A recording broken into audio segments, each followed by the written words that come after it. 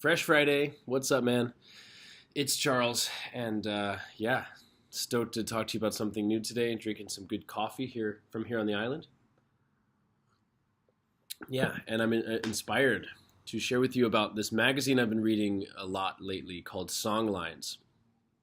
Songlines, it's a magazine I found out about um, in many different ways, and I'll get to that in a minute. But it's a magazine based in Europe that's been around since 1999. They just released their 134th issue, and basically it's a world music magazine, and they are very focused on bringing musics of the world to the Western ear, which is unfortunate. That's how we're set up, where we call Western music, break it down in all the genres, and then we just say world music for all the rest. That's a whole different issue, whole different topic. All music is world music, but they do the specific.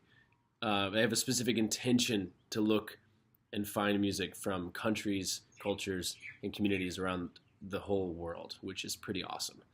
Songlines, the name, actually comes from an Aboriginal concept of sort of spiritual lines being drawn throughout the land in Australia for them, but I think it's true everywhere, where people, Aboriginal people, would sing to the sacred sites and plants and animals, and it would create a series of lines in the earth that their songs, these song lines, dictated what they did, where they went, what they hunted, what they harvested.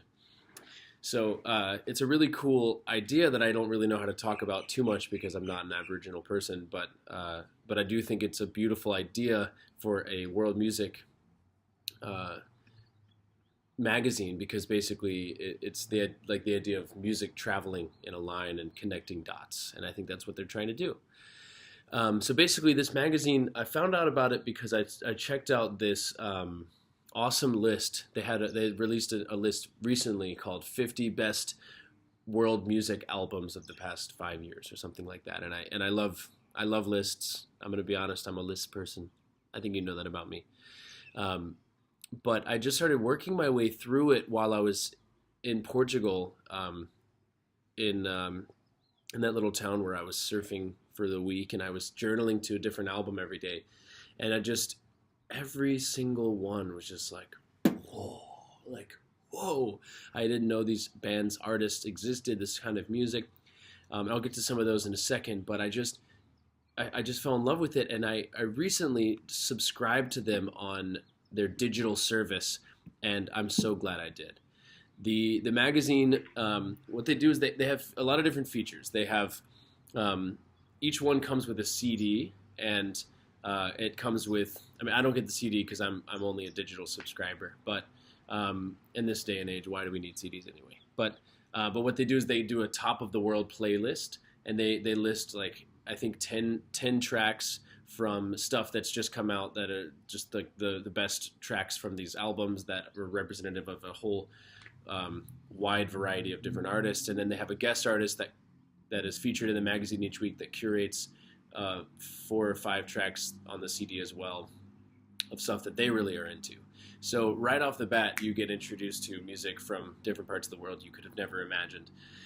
And then also they have other cool features. They do profiles every single month. It's a monthly magazine, so they do, but they profile things, like different musical movements and cultures and communities. They do a lot of features of artists that are kind of breaking ground and crossing borders. So they focus a lot on fusion, not just like traditional styles, which they cover a lot, but they also are really interested in how the people are fusing cultures musically, and I think that's really cool too. They also talk a lot about music as a political force in different places around the world, which of course is a really big and intense and beautiful thing. They do obituaries for artists that have passed away. That what I love is that a lot of their obituaries are not people that we think of. They're not, and the person that comes to my head is like Prince. It's Prince. Prince, that was a devastating loss, but they're not going to feature Prince. They're going to feature the songwriter of a very specific tradition in northern Brazil that didn't actually get the fame he deserved, but because he was so amazing, they wrote about him. And so the obituaries are also a kind of a song line towards the careers and musics of people that we didn't hear about in their lifetime. They also do profiles on legendary artists. They recently did a whole spread on Hugh Masekela. They also do album reviews, of course, and the album reviews they do, like, they have an Africa section, Americas section, Europe, Asia, and Fusion, and that's really cool. Even their advertisements are awesome. The advertisements are oftentimes for music festivals, world music festivals. They are for world music labels, and they just are basically trying to share as much music as possible, even in the advertising. And they also, I love that they use they use puns liberally, which I think is awesome. It's hilarious. Anyway, a couple of artists I've discovered through them that I just want to cover real quick. Aurelio, who is the current leader of the Garifuna musical culture and movement. Aziza Brahim, who's a Sahrawi singer. She's amazing. Piers Faccini and Vincent Segal. Oh my God, one of the greatest discoveries ever. Driss El Maloumi, who I've told you about. He's the Moroccan oud player. I think I sent you his album. Layla Makala, Haitian-American cellist, and was in Carolina Chocolate Drops. Her album is really good. This amazing